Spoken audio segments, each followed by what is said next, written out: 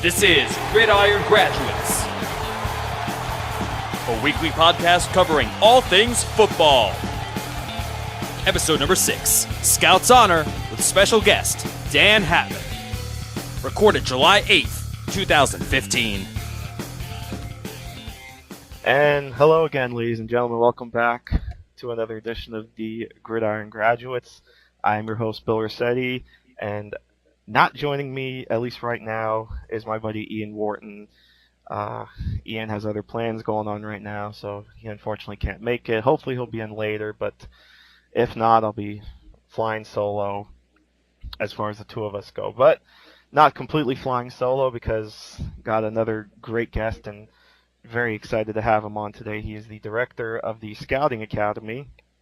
He is a former scout in the NFL with the Philadelphia Eagles, the New York Giants, and the New York Jets. My good friend, Mr. Dan HATMAN, on the show tonight. Dan, how you doing? I'm doing well. I can only hope Ian is involved in the Clippers hostage situation right now. That's my only hope. Yeah, that story's coming out of nowhere, and it's certainly surprising. I mean, that's the fun thing about this wide window that we have of between teams beginning to negotiate contracts and when players can actually sign them. All the talk was like, oh, he's going to go to Dallas, and yay for him. Now all of a sudden, hey, the Clippers are basically holding him hostage, trying to get him to stay. So should be interesting as we reach that midnight deadline. Absolutely.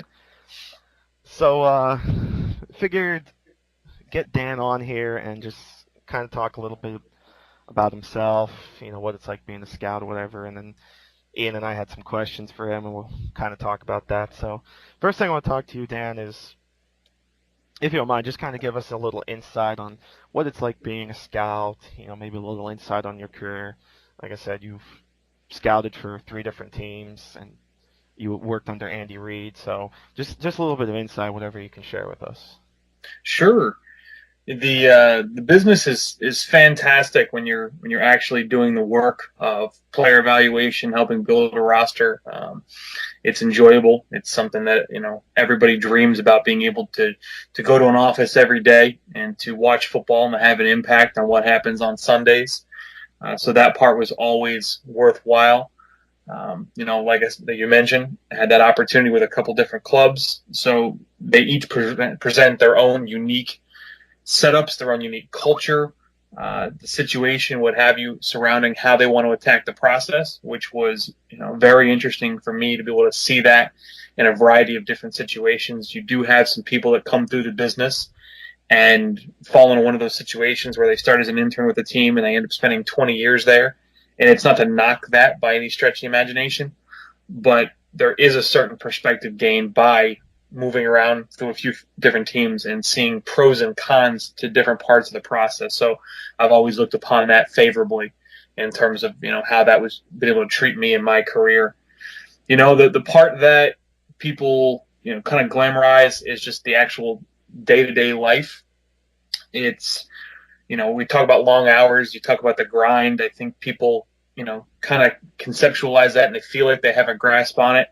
It's different when you are watching your 115th practice squad type player and it's September, and you're trying to figure out which 5 or 6 guys you think you might want to add to your practice squad that are on the list, and you've been in since 5 o'clock in the morning and it's 10 o'clock at night and you can't see straight, but you got to get these things banged out. And it's not to complain about the life, it's just I usually try to tell people that it's not always a great time. There are some elements to it, especially as it pertains to compensation. A lot of people seem to think that because the players and the coaches and the owners are making their money, that the scouts are as well. Certainly not the case. First few jobs in the league, I was making less than $20,000 with no benefits to live in a major city. It's one of those things where you have to be in a situation where you can, live well within your means and kind of stretch your dollar for a few years there in hopes that you can stick. And then when you look around at your peers, I was just reading a story today in Monday Morning Quarterback about a scout, Joe Bomarito, that I worked with the Jets, that was let go when Idzik came on board. And Joe's a great guy, and he's obviously landed on his feet, and things are going well for him. But, the way he paints the picture is just, John came in and wanted to go in a different direction. And it had, no obvious bearing to Joe as it pertained to his ability to evaluate players, but simply that general manager wanted to go in a separate direction. And then a year later, Idzik is relieved of his duties, and another general manager comes in and cleans out the entire scouting staff, pretty much top to bottom. And now all those guys again who had just gotten into place, just moved, what have you, are bouncing to their third city in as many years and trying to get stabilized. And so, not like I said, to paint the job as negative, but simply the life around it. There's no real stability. There's no real security. And you're doing it because you love it, and so is everybody else, and you're just hoping the chips fall into place in the right way for you. Right. Yeah, it's definitely a grind talking with you and other people who have been in the business, and really good info. Glad you were able to share all of that. I want to get now to some of the questions that Ian and I came up with for you to talk about on the show. The first one we're going to ask you, from a cultural perspective, how hard do you think it is for first-time head coaches as opposed to rehires to change the locker room? Well, I think it could be easier for a first-time head coach to change a culture than a rehire in certain situations.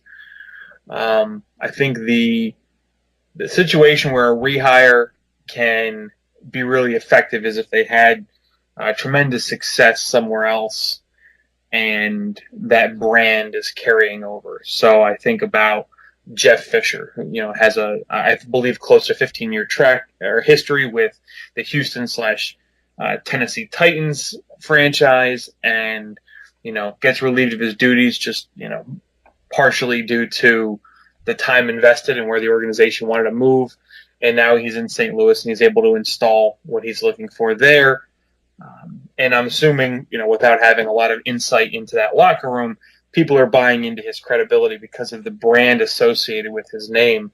Whereas my guess is Eric Mangini did not have a similar situation in Cleveland when he was trying to get that franchise moving in the right direction after coming off of a less than successful Jets campaign. His brand did not come with that positive connotation. So when you look at a brand new coach who's coming in, and I was able to be a part of that situation in both the Jets when Rex Ryan was hired, and in Philadelphia when Chip Kelly was hired. And in both situations, the enthusiasm that everybody had about the new vision, the new path, the new direction was incredibly positive. And you had a lot of people excited to move in a way that they felt was going to be better for their careers, and it was going to be better for where they wanted to head. And their personal, the team, professionally, what have you. And so those brand new coaches were able to grab a quick foothold off of something that came from a situation of being blank. These guys come in, they've yet to run a team. So everything they say, people want to take as truth because there's nothing to either prove or disprove it. So a lot of people just take it on its face and move forward. And so you can see a situation where a new coach can have an easier time changing culture. Mm-hmm. And just as kind of a side question, looking at some of the new coaches entering this season, like Jim Tomsula and others, are there any that you're excited about as far as watching them become a head coach for the first time, or what they could do with some of their new teams? I'm certainly biased, but I have a strong affinity for Todd Bowles, and I'm very excited to see him run a ball club. His process, his demeanor, his football knowledge, his leadership skills, the things that he presented in Philadelphia in an otherwise very difficult situation were nothing short that's less than stellar. And so I was not surprised by his success in Arizona, and expect nothing but success out of him in New York. But I guess that brings me to one thing with the coaching piece I did want to talk about, and that is, you see a Jim Tomsula, and my mind also goes to someone like a John Harbaugh. When you're talking about a head coach and what it takes to be successful there, we typically end up hiring from the coordinator ranks to fill that role. And it's always been interesting to me that we don't look beyond that and don't look to find other position coaches. Now, I know a lot of people on the outside just don't have the experience or the knowledge about who some of these position coaches are and what they bring to the table. But when you talk about a front office perspective, a lot of that information is more readily available. And the skill set it takes to be a position coach is different than the skill set it takes to be a coordinator, which is different than the skill set it takes to be a head coach. And certain individuals have been able to display all of that. They have all those skills, and that's fantastic. And if you can find one of those, you grab on them with both hands and don't let go. But there are plenty of coaches out there that have head coaching type skill sets that just are not good coordinators. And it might be something as simple as their ability to make in-game adjustments and call the right plays in the right situations is just not at an elite level, whereas their ability to lead an organization, prepare practice plans, prepare overall concepts, to coach the coaches and get everybody ready to spend a week on what it's going to take to beat their opponent, they're much better in that area. And so it's always been interesting to me to see how much excitement we get when it comes to coaching hires, to look at, oh, well, their unit just had this or that. And I kind of stop and say, well, calling plays and being successful offensively or defensively does not correlate with being a strong head coach. And we've seen a variety of head coaches, a Norv Turner comes to mind, who's had an unbelievable track record of calling plays and being a coordinator at the offensive side of the ball, but has yet to really tie it all together from a head coaching perspective and be as successful in that arena. Yeah, that was the name I was thinking too as you were talking about that. Norv Turner certainly at the top of the list of guys that outstanding coordinators, and we're seeing it now in Minnesota, but had a so-so career as a head coach in San Diego. I want to go back now, talk a little bit about scouting. We've obviously all gotten into this business because we grew up as fans of the game, cheering for our favorite teams. But as we get into wanting to do this as a career, either, radio, writing, scouting, whatever, we have to learn to put that subjectivity out, like our, the fanalist inside us, I guess we could say, put that to the side and be more objective and be like an actual analyst. Talk about some of the things you did as you went through going into your career and as you've gone through your career to get yourself more objective and try to remove not necessarily all the bias, because some of us are still going to have a little bit of bias. That's just the human nature, but as much bias as possible that you've been able to get rid of. Sure. I think one of the big things that helped me kind of wrap my head around the best way to approach this was the concept of really creating tiers, creating strata for players, and understanding that at the top of every position group, you're going to have a few players that everybody can agree are elite, that could play in any system, that should be dominant no matter what happens. So, the names Aaron Rodgers, J.J. Watt, Calvin Johnson, Adrian Peterson, what have you, over the last few years will come to mind. And no matter what scheme you wanted to run, what team setting, weather, what have you, you would expect those players to be dominant in all those areas. Then there's everybody else, and they fall into a variety of different categories, but the vast majority of their value stems from how they're going to be used. And I usually call them kind of scheme dependent to a point. And that was something that took me a little while to kind of wrap my head around, because as you mentioned, you go into this and it's, to kind of steal from baseball, you would assume that a third baseman is a third baseman is a third baseman, so therefore a wide receiver is a wide receiver is a wide receiver. So we should be able to rank them all between 1 and 100, and this is the best guy, and this is the second best guy, and so forth and so on. And someone I worked with in Philadelphia, and a really bright mind in both football and out, a guy by the name of Alan Dandar, really pushed a concept onto me when you think about ratings versus rankings.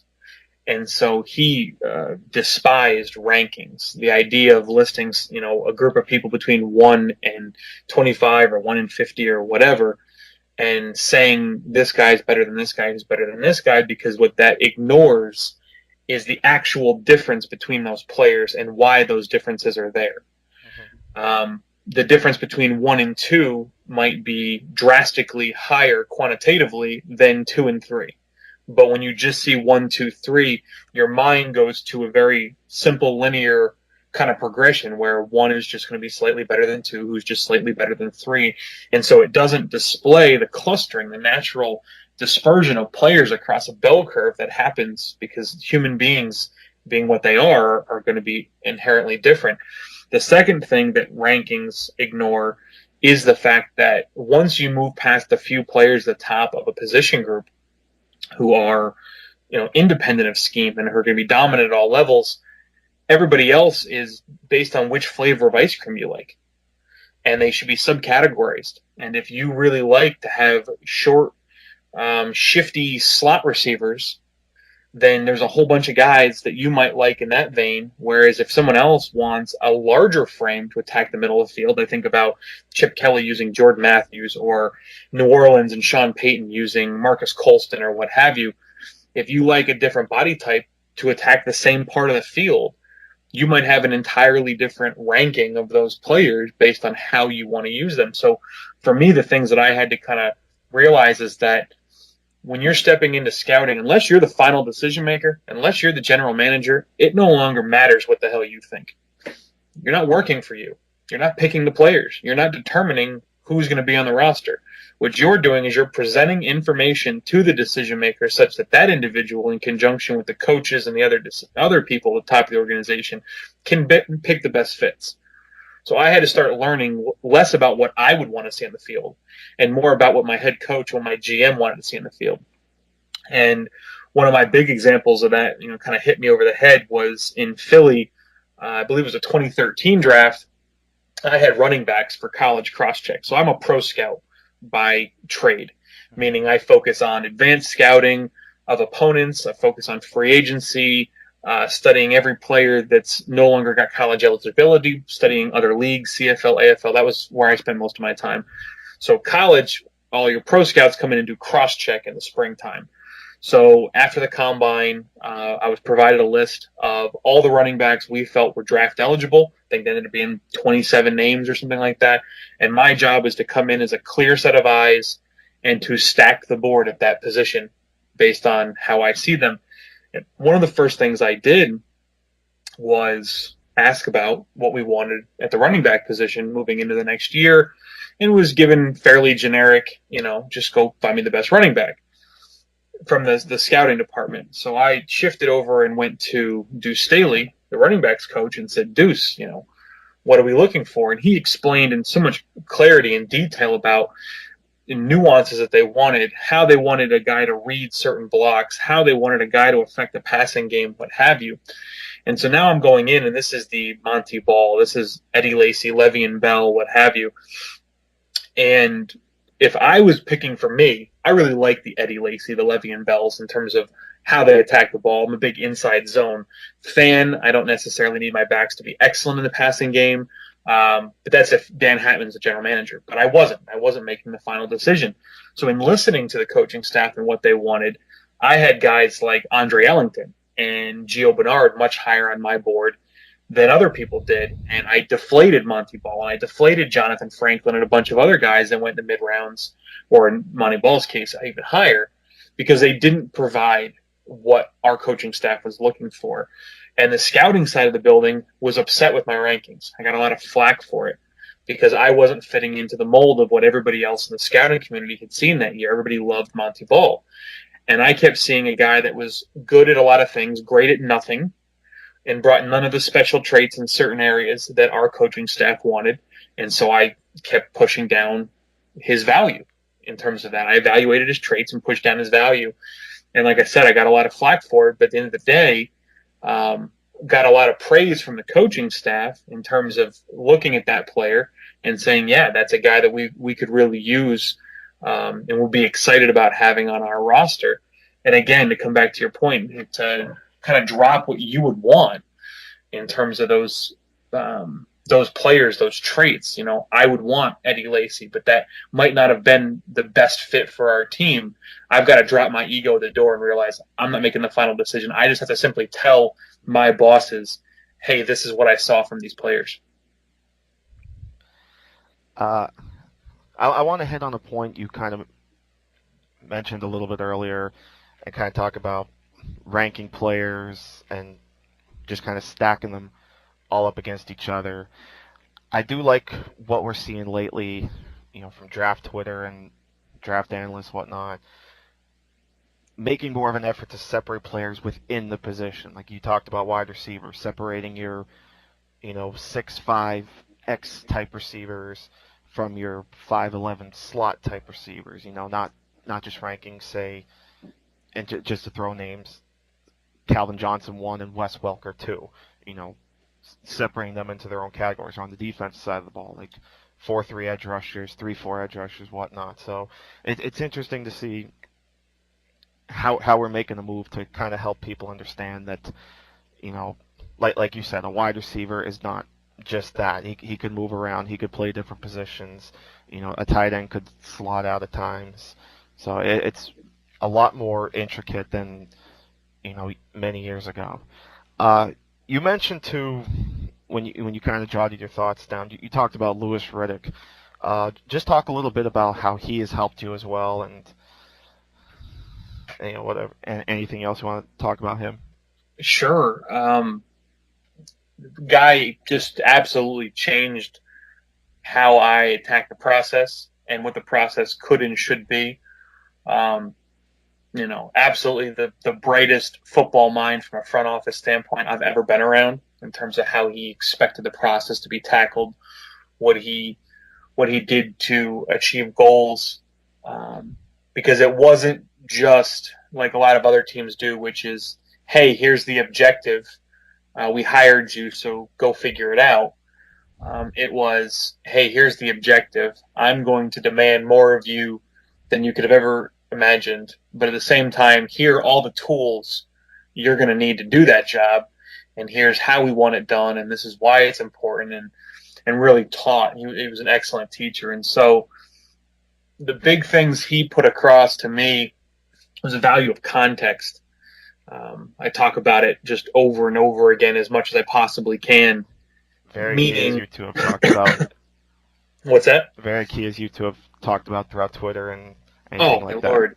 There's just so much that needs to be understood. I asked a question tonight on Twitter. I was just interested to see what the responses would be about analytics and the quantitative side of it. And it was not to bash the quantitative side of it, but what I'm noticing lately is that the quantitative side is actually flipped this thing 180 degrees. And now instead of being the group that was disrespected, they're now the group that's disrespecting the qualitative side. And they keep talking about, how they can study these numbers and predict what's going to happen. And I asked a simple question: what number is out there that's ever predicted performance on its own without needing some kind of context, without needing someone who understood what the player was being asked to do to a point to come in and study that situation? And so they were talking about, let's say, running backs, and yards per touch came up. And so someone brought that point up, and I asked, okay, that's fine. Yards per touch, I get it. It can definitely help illuminate certain things. But yards per touch, if it doesn't include some information regarding the blocking, the actual run play that was designed, how well they executed it, were the wide receiver involved, what was the down and distance, did the defense expect the run, did they expect the pass, were they keyed up against it, are you winning, are you losing? Because again, defenders can change their perspective based on that information. What was the weather, what's the part of the season? I can just list off 25 different things that could have all impacted how well a runner on a touch is able to gain yards, that might have nothing to do with the runner's actual ability to gain yards, but how every other puzzle piece needs to come together in order for that individual to maximize the run. And so that was really what Riddick helped instill upon me before we'd ever watch a play. before we ever actually watched the ball get snapped, I was expected to relay about 10 pieces of information to him. So we'd sit there and go to watch a player. And before the ball would actually leave the ground, I'd be expected to relay to him down and distance, score, basic formation, basic defensive alignment. What were the safeties and linebackers telling the offense? Is there anything you can learn from the split of the wide receivers? What have you, so that you can understand what was about to happen from that snapshot. And then that information, as you continue to gain context during the course of the play, and then there's obviously context that comes, outside of what you can actually see on film about the player's mental status, their injuries, the coaching, the play calls, what's going on in the locker room, what's going on in the meeting room. There's so much other information that can come into play here. If you don't actively pursue that information to the best of your ability, understanding that, especially as an outside evaluator, you're never going to get all of it.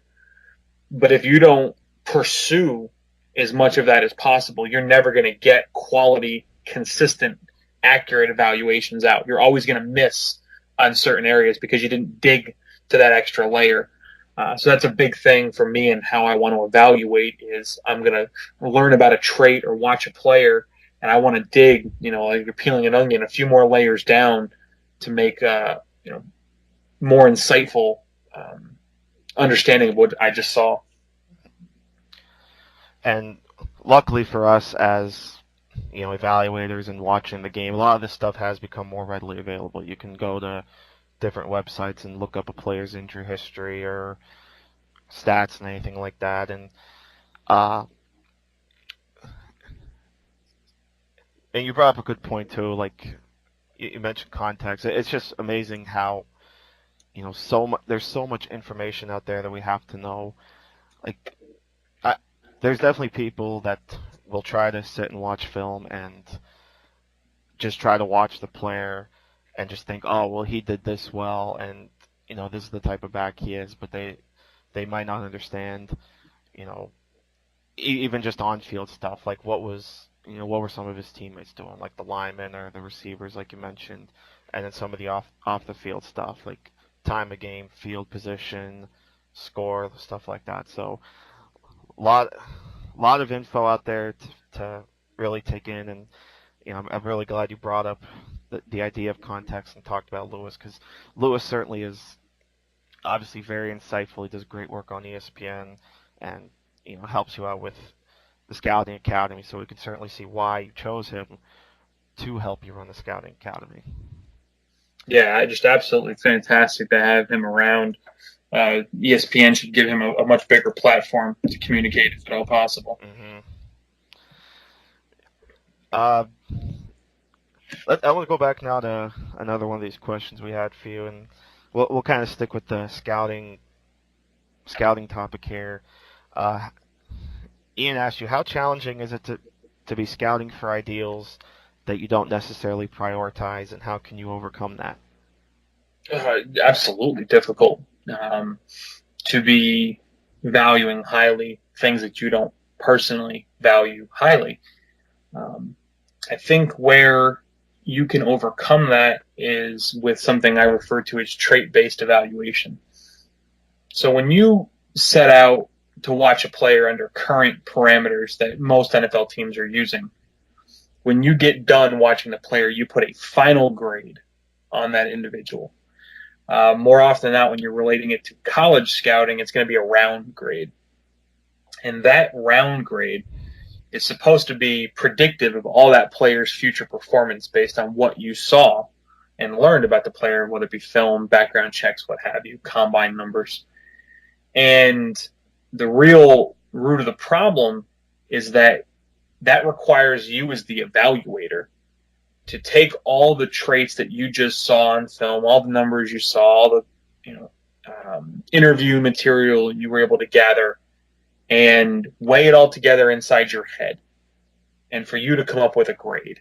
And if you don't value a trait that your bosses value, it's really hard for me to believe that you can be completely objective and still rate that player where your boss would want them rated.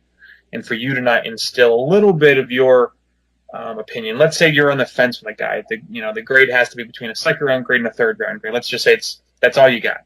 And you're on the fence with a guy. You want to call him a 2.5, but your boss won't let you. It's either a 2 or a 3. You pick one. Well, if you don't like the traits, you're going to call him a 3 because you don't like the traits. And it's a cover your ass grade. I remember hearing scouts before meetings with players that they were, a little bit ambiguous over and didn't know what to do with, really hover around a 4th round grade. It's in the middle of a 1 through 7 grading scale, 1st round to 7th round. And would hear scouts say things like, well, I put a 4th on him. I figure if he turns out to be all right, well, we had a 4th round grade on him. And if he doesn't turn out to be very good, well, we only had a 4th round grade on him. And so there's a whole justification measure there where just cover your own ass. And so when I shifted things, and I recommend shifting things to trait-based evaluation, now you grade the traits. And it doesn't matter if you like the trait or not. You're grading the trait. If you're watching a wide receiver and you're watching his route running, you're watching his separation quickness and his hands and his body control and his adjust, even if you don't necessarily want to use your receivers in a certain way, it's much more objective. You're just grading the traits that the player brings to the table, and it allows the decision maker who actually has to make a call on the player to look at those trait grades and determine how that profile comes together and how valuable that profile is to the organization. And so if you want to, like I said, very quickly get away from your own internal bias, stop putting one end-all be-all grade, especially a round grade, which has zero bearing on future performance, and just grade the traits that the player presents, and you'll be amazed at the increase in your effectiveness, your accuracy, your efficiency moving forward, and your ability to have a nuanced conversation. So if someone comes to you and says, I don't agree with this player being the 3rd guy in your board or whatever the heck that means, you can ask them, okay, well, what traits do you value? Look at your board and say, okay, well, this is the player that would work for your system, or this is the player that would work for your system. Again, remembering there's only a few guys, top of any position group, that are scheme independent, that can be dominant wherever. Very, very few of them. So everybody else has pluses and minuses. You just have to understand which pluses you have to have and which minuses you can live with. And if you can grade by traits, you can get there. And that was kind of what I wanted to ask you, and you definitely hit on it, how we're trying to get away from using round grades, like get away from saying this guy's a 1st round guy or this guy's a early 2nd, mid 2nd, and moving towards actually projecting what he can be, future starter, backup, things like that.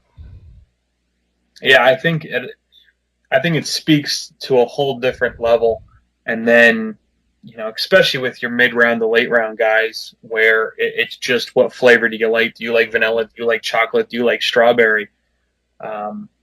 You can be much more clear about where you think this guy is. The kid that's in the supplemental draft right now, the tackle from Clemson, Isaiah Battle. There's a huge discrepancy over him in terms of, well, he provides this size and athletic profile. Well, so do a lot of guys. And a lot of them have failed in the NFL. Size and athletic ability has no direct correlation with success. Mm-hmm.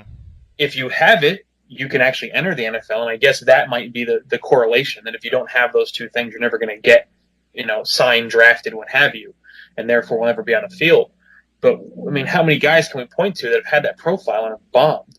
So my thing is, as I watched that individual, I saw a guy that, yes, provides an athletic profile that you like, and certainly has a size profile from a length and frame that you like, but a lot of his technique, a lot of his functional strength, a lot of his consistency, his mental processing, a lot of the things that actually allow him to be a good tackle in the league are not there. So what I see is a guy that, in my opinion, unless he has a phenomenal offensive line coach and strength program, which not every team provides. Not all 32 teams provide the same level of development. I think that's another mistake in the evaluation community, is assuming, once he gets to the NFL, he'll finally get coached and he'll finally get to a strength program. A lot of these colleges have better coaches, or I shouldn't say it that way, have quality coaches and quality strength programs. And so the guy could have been in that same program for 3-4 years now. And if he's not making gains, I mean, you don't think Clemson's investing in top coaches and top strength and conditioning departments? So what's happening? Either the kid's not taking it or he's unable to take it. Well, that doesn't bode well for him. So I see a kid that has 2 at the minimum years before he's ready to even come close to starter, maybe 3 or more. Well, what's a guy that's 3 years away from being a starter and a developmental guy worth to you? To me, that's a 6th-round pick at best. Mm-hmm. And if he's got character off-field issues, I mean, now we're talking, I can't touch him before maybe the 7th. If I touch him at all, what's the point? What am I getting out of a guy that might not be ready in 3 years? My coach might not have a job in 3 years. So the guy that I'm trusting to develop this player and make him a quality NFL performer might not be on my staff if I have to dump my coaches because they're not getting performance. We only have 46 guys on game day. I don't know where we stash all these developmental guys, but they don't have roster spots anymore. Mm-hmm. And tomorrow is the supplemental draft, so with what you're talking, it sounds like you would advise against a team using one of their supplemental picks this year to take a guy like Battle. Maybe wait and see if he could pick him up as a free agent. Depends on where we're at in our program build. Okay. If I have 7 offensive linemen that I can bring in on my 46, which is about what you take on your 46-man roster in a game day. If I have my 7 already, and Battles and could be somewhere between my 8th and 10th guy. Most teams keep around 10 in the 53, or at least keep one on the practice squad.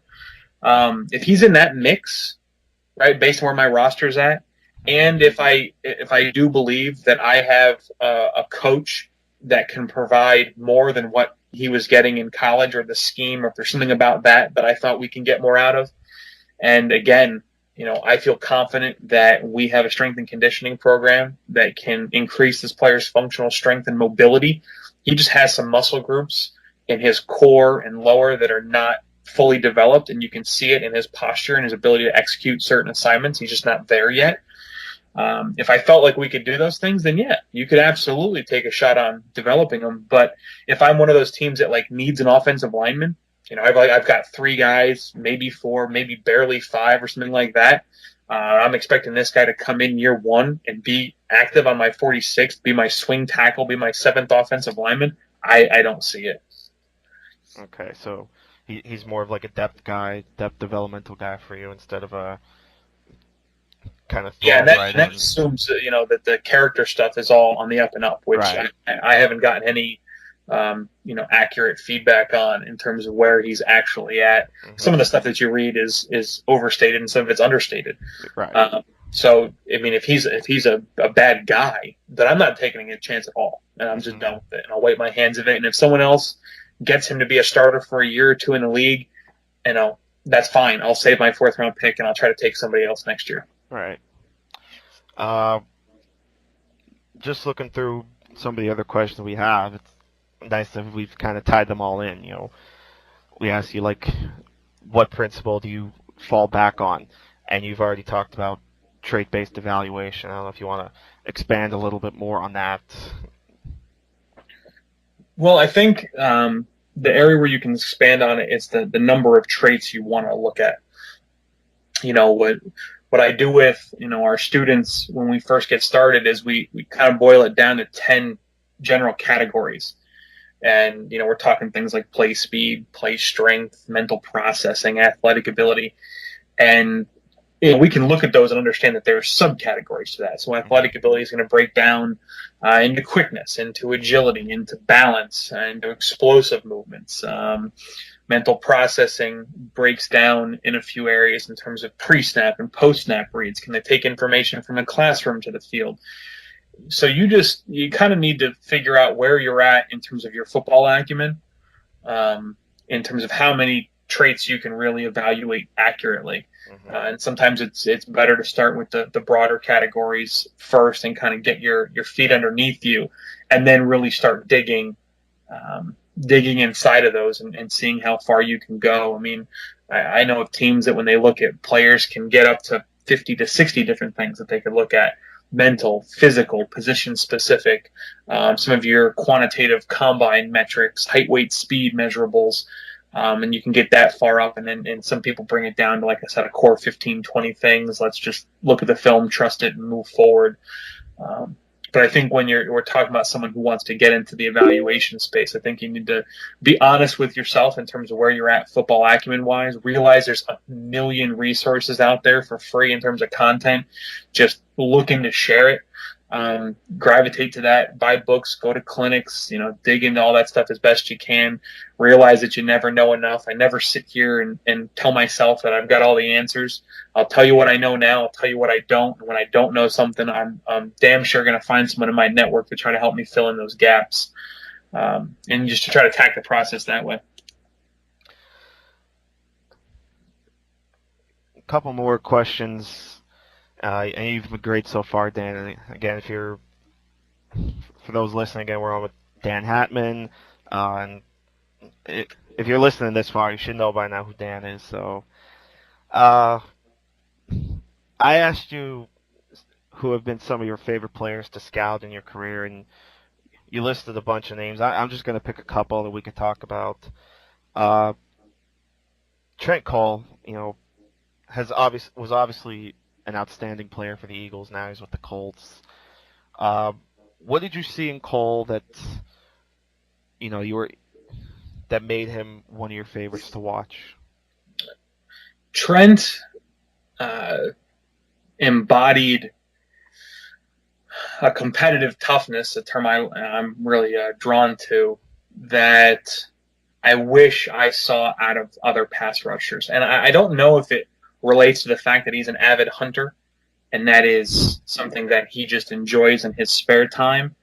But he has a unique demeanor to him when it comes time to work that it was almost attractive to be around. When he went to go out there to practice, go out there for games, what have you, if he put on the colors, if he put on the pads, he was coming for you.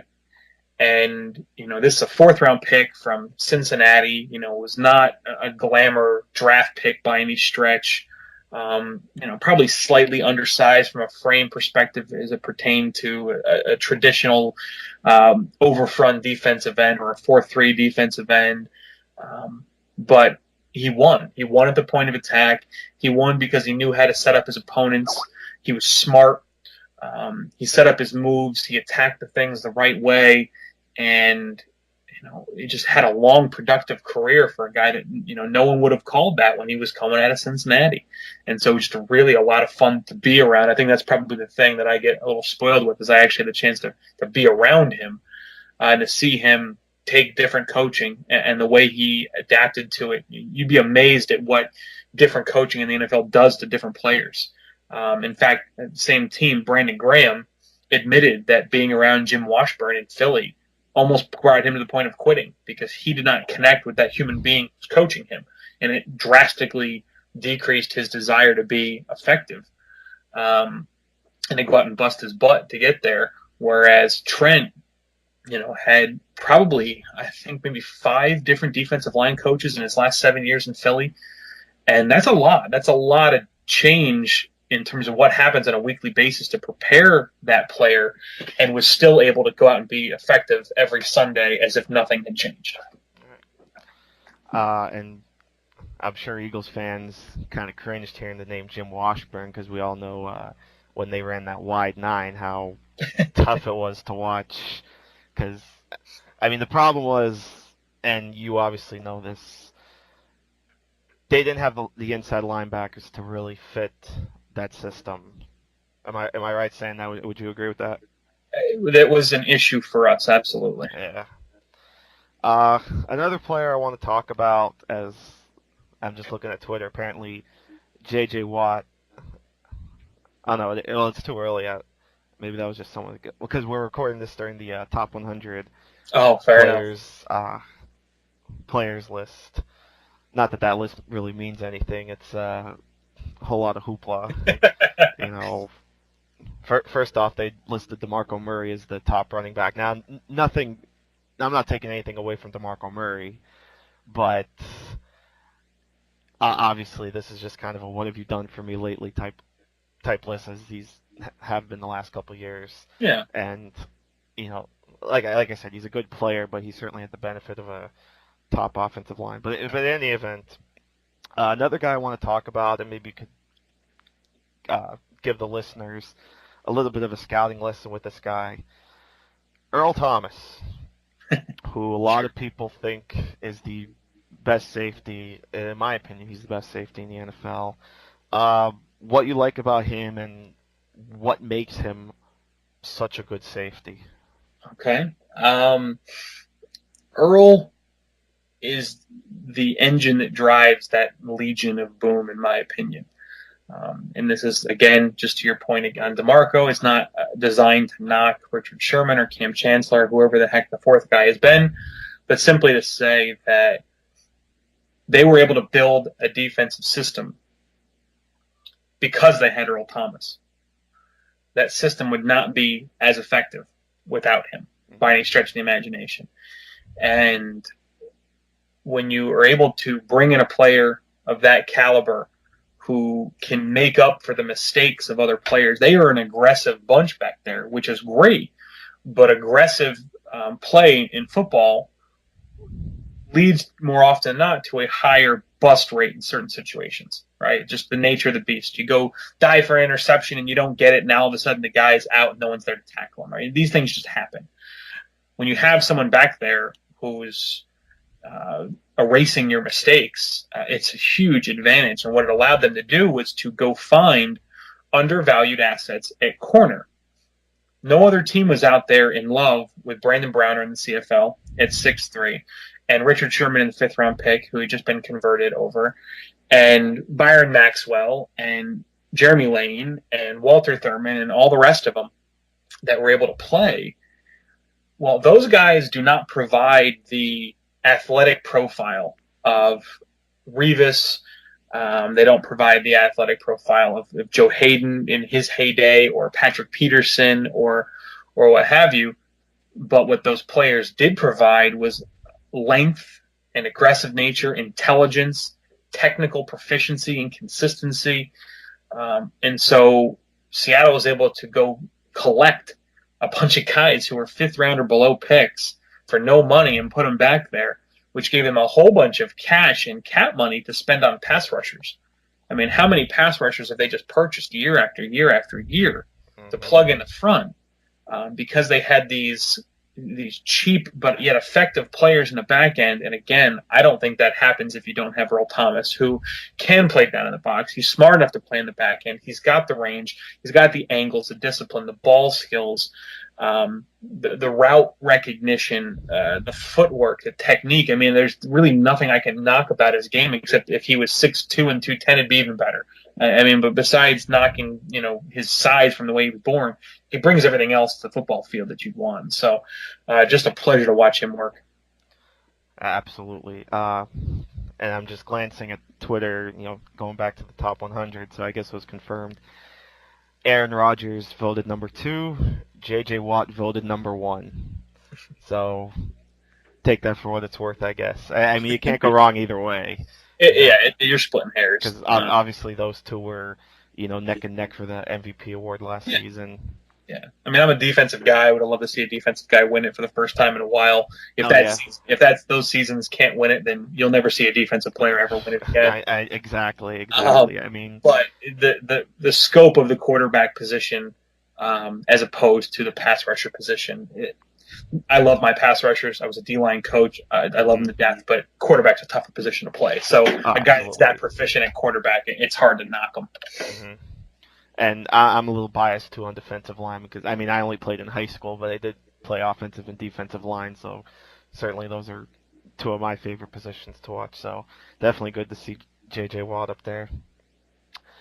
But, yeah, this has been, quite a show, Dan. And like I said, thanks so much for jumping on. I'm going to put you on the spot a little bit, though, right now, Dan. Fair enough. It's early July. Ian and I are going to start our division preview soon, but we've got training camps coming up. But I want you to pick right now who's playing in Super Bowl 50 and who will hoist the historic Lombardi, we'll call it, the 50th Super Bowl title. Wow. Yeah, you definitely have me on the spot. I have not done my preseason breakdown. So, all right, let's try to, we got to take a little bit of last year's play, a little bit of where the roster's at, any coaching changes. Really liked what Green Bay did last year. I think they're going to be a really strong contender again. I agree. I think they added a couple pieces in the back end that help replace the pieces that they lost in free agency, which should keep that engine going. The questions are really about that front seven defensively and who's actually going to be on the field. We've got some suspensions, we've got some injuries and things of that nature. But I have a strong affinity for Green Bay right now. So I'll go ahead and pick them. Just, I understand Seattle's very good. We're not going to knock them, but let's go ahead and pick Green Bay for the time being. Green Bay was 5 minutes away from winning the NFC title at Seattle, so obviously they're not unbeatable. So AFC wise, last year you had the Pats and the Colts in the championship game. I don't necessarily see a repeat of that, but at the same time, who's going to compete? Denver, I don't know, new coaching staff, a lot of change, could be really good, could take them a year to get there.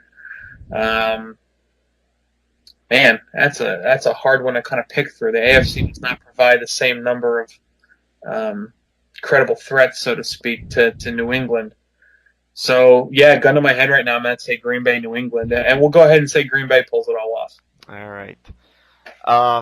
And one more question, Dan, before I let you go.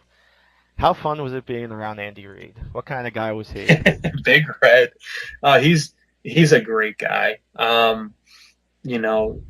Demeanor can vary a little bit. He's definitely got a serious demeanor, that he can bring, and that's very credible. When he's in the room and it's time to get shit done, so to speak, you see it and you believe it, you feel it.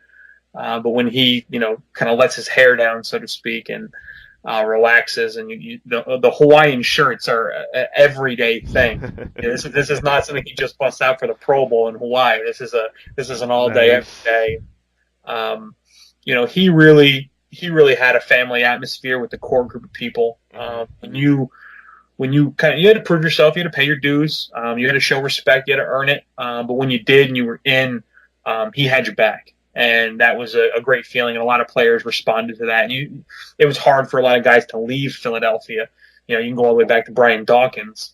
It was hard for a lot of guys to leave Philadelphia just because of what you felt in terms of that individual being there for you when you needed him to, and shooting you straight on when you were good and when you were bad and why and all that stuff. And I think that was something that a lot of people, both player-wise, front office-wise, coaching-wise, down to the equipment people. I mean, people were Andy guys and loyal because you knew he had you when you need to.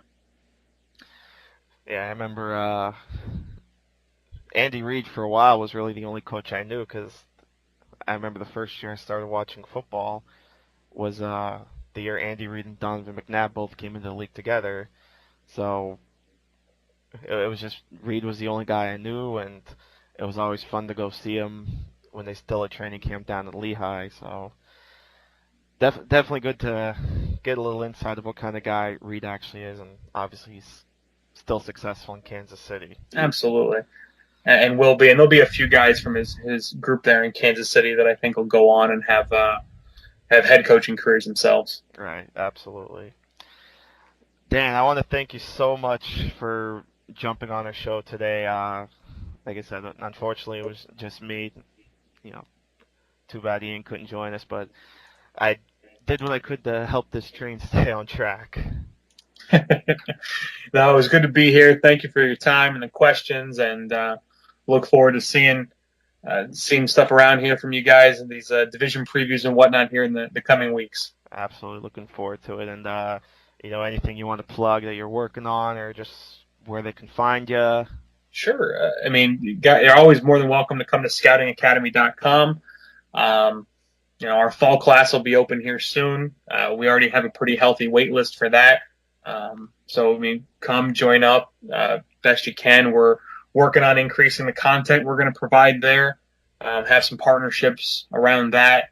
and have actually added a partnership with the Senior Bowl from the standpoint of we're going to have a live classroom down there in January. Nice. That we're going to invite our best students to.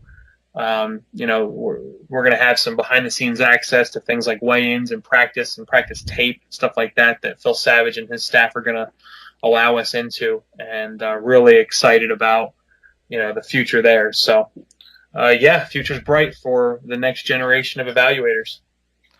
Awesome. Like I said, thanks so much, Dan. And look forward to talking to you soon. Hope to have you back on. All right. And like we said, Ian should be back next week, and him and I will start our division previews.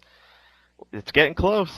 Training camps right away. Bring it. Let's go. That's right.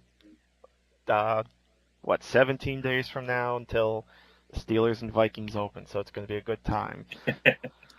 So, again, thanks to Dan, and until next time, come back soon, Ian. We'll see you next week. Until then, bye-bye, everybody.